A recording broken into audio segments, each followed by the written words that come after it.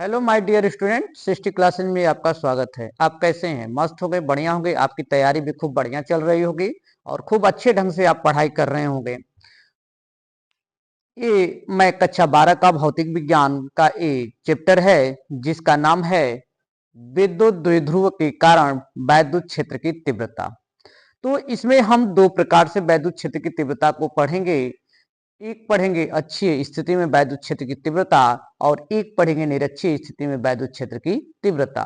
तो अच्छी स्थिति में आपको यहाँ पर पढ़ना है अच्छी स्थिति की क्या कहा जाता है। अच्छी स्थिति यानी कि अच्छी स्थिति क्या कही जाती है, तो इसमें कहा जाता है कि दो आवेश रहेंगे, एक ऋणावेश रहेगा और एक धनावेश रहेगा और दोनों को अल्प दूरी पर रखा जाएगा और अल्प दूरी को जो मिलाने वाली यानी कि दोनों आवेश को जो मिलाने वाली रेखा होती है उसी को अक्षीय स्थिति कहते हैं। उसी को क्या कहेंगे?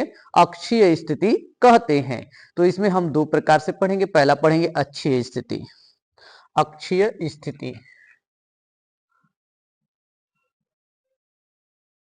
अक्षीय स्थिति में वैद्युत क्षेत्र की तीव्रता।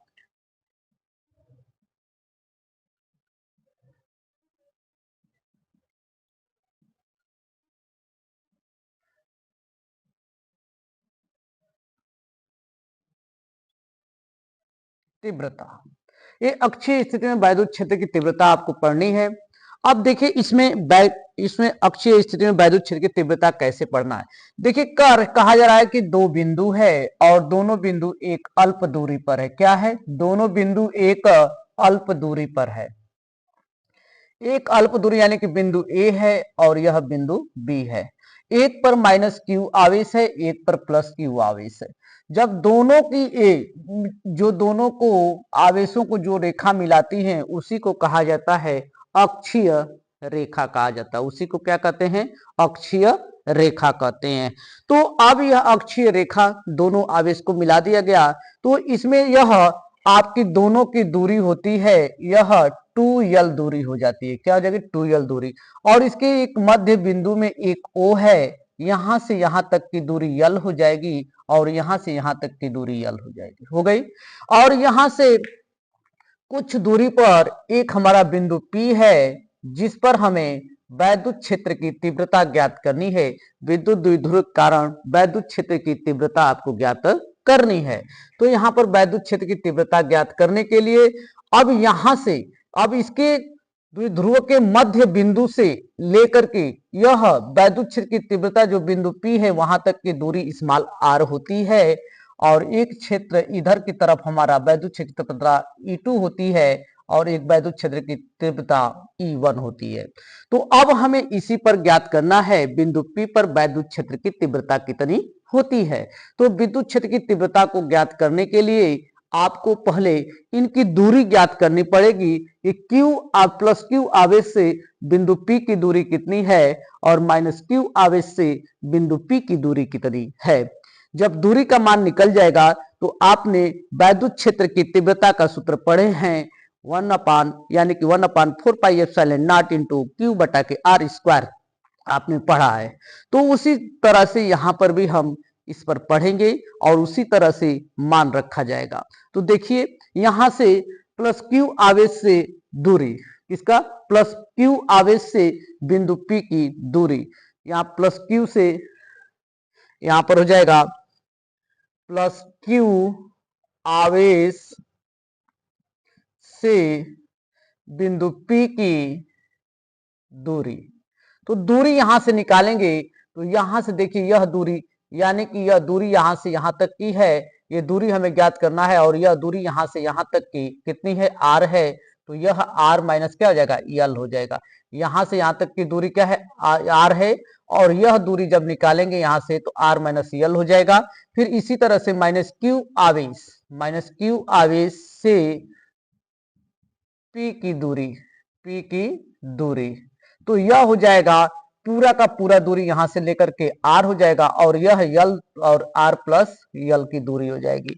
यह हो गया आपकी ये टोटल की टोटल आपको दूरी प्राप्त हो गई। जब दूरी प्राप्त हो गई तो आप इस पर लिखेंगे कि प्लस क्यू आवेश से बिंदु P के कुल वैद्युत क्षेत्र की तीव्रता और माइनस क्यू आवेश से बिंदु P की कुल वैद्युत क्षेत्र की तीव्रता। अब यहां से इसको ज्ञात करनी है। देखिए कैसे ज्ञात किया जाएगा, प्लस क्यू आवेश के कारण लिखा जाएगा, प्लस क्यू आवेश के कारण बिंदु P पर विद्युत क्षेत्र की तीव्रता, विद्युत क्षेत्र की तीव्रता हो जाएगा। तो अब Q आवेश पर यानी कि हमारा E1, यहां से E1 यहां से यहां तक की ये दूरी निकालना है, तो यह हो जाएगा E1 बराबर 1/4 पाई एप्सिलॉन नॉट, ये Q बटा के R का स्क्वायर आपने पढ़ा है, तो R का मान आपको दिया है टोटल R माइनस यल का होल स्क्वायर, इक्वेशन नंबर 1। फिर इसी तरह से माइनस Q से यानी कि माइनस Q आवेश के कारण बिंदु P पर विद्युत क्षेत्र की तीव्रता, विद्युत क्षेत्र की तीव्रता तो निकल जाएगा इसी तरह से आपका E2 बराबर 1/4 pi epsilon not into Q बटा के R प्लस यल का होल स्क्वायर, माइनस Q पर कितना दूरी दिया है, R प्लस यल दिया है, इक्वेशन नंबर कितना हो गया, 2 हो गया। तब कह रहा है कि बिंदु P पर कुल परिणामी तीव्रता, यहां पर निकालेंगे कुल परिणामी तीव्रता। तो आप पढ़े हैं कि E बराबर E1 प्लस क्या हो जाएगा E2, E1 minus E2, E1 minus E2। अब यहां से हो गया E1 माइनस E2, तो अब यहां से इसका मान रखेंगे तो आपका निकल जाएगा E बराबर 1/4 pi epsilon not into Q बटा के R माइनस यल का होल स्क्वायर, माइनस हो जाएगा 1/4 pi epsilon not into Q बटा के R प्लस यल का होल स्क्वायर हो जाएगा। हो गया, R प्लस यल का होल स्क्वायर हो गया। अब यहां से हम दोनों का क्या करेंगे, कॉमन ले लेंगे। यहां से क्या करेंगे, यहां से 1/4 पाई एप्सिलॉन नॉट और Q, और यहां से इसमें से हम कॉमन ले लेंगे। तो जब कॉमन लिया जाएगा तो आपका ये हो जाएगा, देखिए क्या बचेगा। अब इसमें बचेगा, इसमें हमने कॉमन ले लिया तो बचा 1 यानी Q हो जाएगा, Q बटा के 4 पाई एप्सिलॉन नॉट, कोष्टक में बच जाएगा 1/R माइनस यल का whole square minus 1/R plus L का होल स्क्वायर हो जाएगा। हो गया, यह हो गया। तो अब यहां पर एलसीएम लेंगे, इसका क्या लेंगे, एलसीएम ले लेंगे। तो यहां पर जब एलसीएम लेंगे तो आपका हो जाएगा Q बटा के 4 पाई एप्सिलॉन नॉट, ये हो जाएगा, यहां से एलसीएम हो जाएगा R, यहां से एलसीएम R माइनस यल का होल स्क्वायर इंटू आपका हो जाएगा R प्लस यल का होल स्क्वायर हो जाएगा। तो अब R माइनस यल से R माइनस यल का एक कट गया तो बचा R प्लस यल का होल स्क्वायर माइनस यह इससे कट गया तो बच गया R माइनस यल का होल स्क्वायर बच गया। हो गया। अब यहां से आप करेंगे Q बटा के 4 पाई एप्सिलॉन नॉट, ये हो जाएगा A प्लस बी के whole square, A minus B का होल स्क्वायर।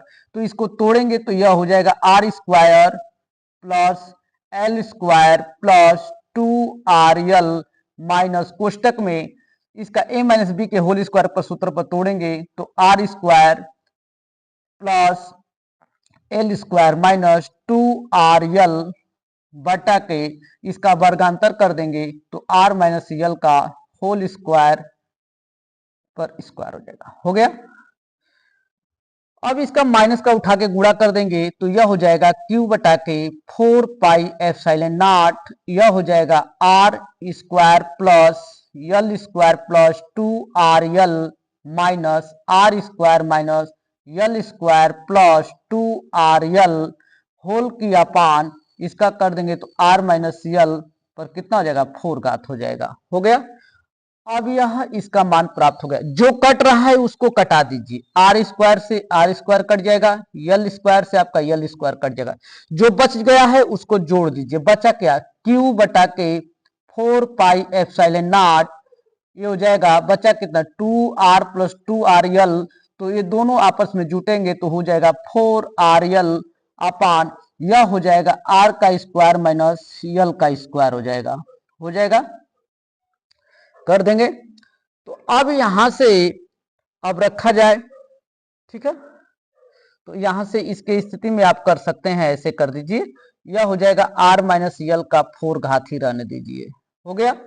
अब यहां से स्थिति में देखेंगे कि यह r जो है यल में की स्थिति से यह क्या है, बड़ा है, क्या है, बड़ा है, तो यहां पर हो जाएगा कि r is greater than l, यह क्या है, अल्प l r की स्थिति में, l r की स्थिति में बहुत छोटा है, छोटा है। तो जब छोटा है तो इसको क्या कर देंगे, यानी कि हटा देंगे वहां से, इसकी स्थिति में उसको यहां से हटा देंगे, तो आपका हो जाएगा, रखेंगे तो यह निकल जाएगा आपका 1 बटा के 4 पाई एप्सिलॉन नॉट इंटू, यह हो जाएगा 4rl बटा के, यह निकल जाएगा r पर 4 घात हो जाएगा। तो अब यहां से ये रखा जाएगा, तो यह इसमें गुणा कर देंगे और इसका जो है 2 का गुणनखंड कर देंगे, तो यह हो जाएगा आपका 1/4 पाई एप्सिलॉन नॉट, ठीक है।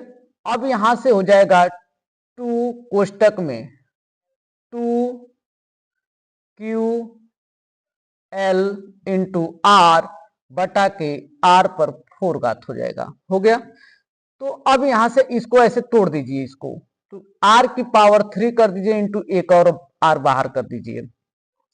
इसके बराबर में आपने वैद्युत द्विध्रुव का आघूर्ण पढ़े हैं, P बराबर 2ql पढ़े हैं। तो अब 2ql के स्थान पर हम P रख देंगे और ये r से r कट जाएगा, तो बच जाएगा 1/4 पाई एप्सिलॉन नॉट इंटू यह 2p अपान r क्यू, यही आपकी वैद्युत क्षेत्र की तीव्रता निकल गई और आपका यही प्राप्त करना था व्यंजक, और यहां से ये व्यंजक प्राप्त हो गए। तो आपने इस स्थिति को आपने समझ लिया कि अच्छी स्थिति के आधार पर हम किस प्रकार से ये पढ़ते हैं, ठीक है। तो ये आपके अच्छी स्थिति में वैद्युत द्विध्रुव की तीव्रता निकला है, और ये कक्षा 12 के बहुत ही इंपॉर्टेंट ये थ्योरी है। और हमारा ये चैनल आपको पसंद आए, समझ में आए, तो हमारे चैनल को आप सब्सक्राइब कीजिए, शेयर कीजिए, लाइक कीजिए। बहुत बहुत धन्यवाद, थैंक यू।